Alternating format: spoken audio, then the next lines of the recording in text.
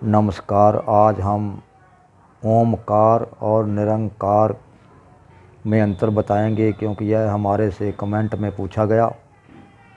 हम उसी का आज जवाब देंगे और इसी उद्देश्य से हम यह वीडियो बना रहे हैं।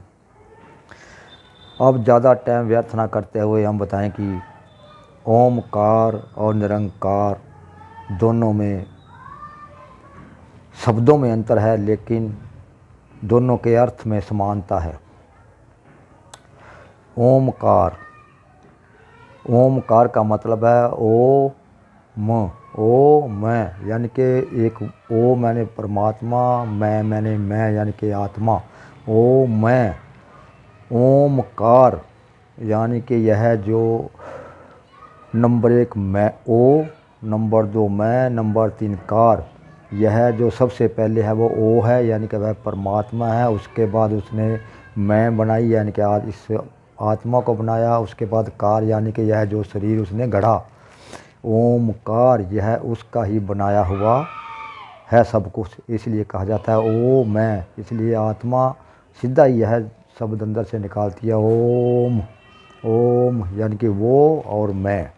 और दूसरा मतलब हुआ, और दूसरा शब्द है निरंकार। अब निरंकार का मतलब क्या है?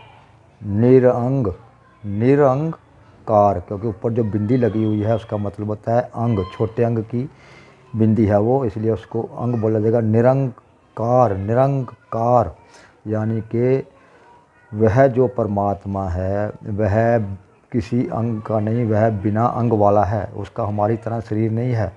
वह निरंकार, निरअंग, निरअंगकार, वह बिना अंगों से ही सब कुछ कर रहा है। उसका कोई शरीर नहीं है, कोई आँख नहीं है, कोई कान नहीं है, कोई मुंह नहीं है। वह फिर भी वह कार्य कर रहा है, वह सब कुछ बना रहा है। इस ब्रह्मांड की उत्पत्ति उसने की। इस ब्रह्मांड में जो कुछ हो रहा है, जो कुछ होने वाला है, सब कुछ वह ही करने कराने वाला है। वह निरंकार है, उसका कोई अंग नहीं है। वह इस टाइम भी आपके और हम सब के संग में है, हम सब को देख रहा है। अब आप कहोगे कि वो देख कैसे रहा है? भाई वो तो बिन बोले ही सब कुछ जानता है। उसकी आँख नहीं है, कान नहीं है, उसके मुंह नहीं है, वह तो महसूस ही कर सकता है। उसके बारे में सही पूछो तो कोई कुछ नहीं जानता। इसलिए गुरु नानक देव जी ने कहा निरंकार, और गुरु नानक देव जी ने अपनी वाणी में स्पष्ट कह दिया पहले अंग की, गुरु ग्रंथ साहब के पहले अंग पर मूल मंत्र की वाणी में एक, उसने कहा एक ओ सतनाम करता पुरख। उसने यह साफ कह दिया है कि एक वो जिसको किसी ने नहीं देखा, वो ही सर्वव्यापी हस्ती। नाम का मतलब होता है हस्ती, सत का मतलब होता है सर्वव्यापी। वह ही सर्वव्यापी हस्ती, कर्ता पुरख, बनाने वाला आत्मा है। अगर इसको जैसे मर्जी आप समझ सकते हैं, पढ़े लिखे राम समझ जाते हैं, लेकिन जिन लोगों ने आजकल के पखंडी गुरुओं की खीर खा ली या उनके चक्कर में फंस गए, वो इस बारीकी ज्ञान को नहीं समझेंगे। इसलिए इसको समझना कोई ज़्यादा मुश्किल बात नहीं है। अगर हम अपने दिमाग से समझें, हम अपनी बुद्धि से समझें तो समझ लेंगे। यह शब्द कोई ज़्यादा मुश्किल नहीं है। ओमकार, सीधा इसमें एक ओ आया है, एक मैं आया है और एक कार आ गई। सीधा साधा है। ओ का मतलब वो, मैं का मतलब मैं, और कार का मतलब कर्तव्य। यानी कि यह जो सब कुछ हम कर रहे हैं, करा रहे हैं, सब कुछ वो ही करवा रहा है, वो ही हम कर रहे हैं।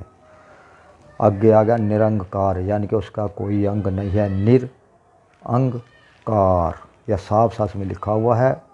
इन शब्दों का मतलब यही है। और फिर भी आपको समझ ना आए तो मैं इस पर एक आगे और वीडियो बनाने की कोशिश करूँगा। हो सकता है, मैं यही चाहूँगा कि आपको समझ आ गई होगी और आप समझ गए होंगे।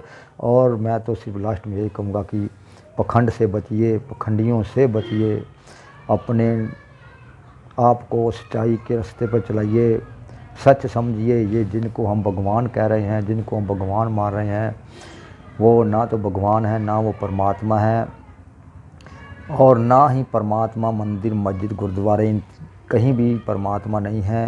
अब आप साफ सावधान से देख लीजिए, अगर गुरुद्वारों में परमात्मा होता तो गुरुद्वारों को कोई गिरा नहीं सकता था, कोई वहाँ नुकसान नहीं पहुँचा सकता था। अगर मंदिर में होता तो मंदिर को कोई गिरा नहीं सकता, मंदिर को कोई ढा नहीं सकता। अगर मस्जिद में होता तो वहाँ भी कोई तोड़ फोड़ नहीं कोई कर सकता।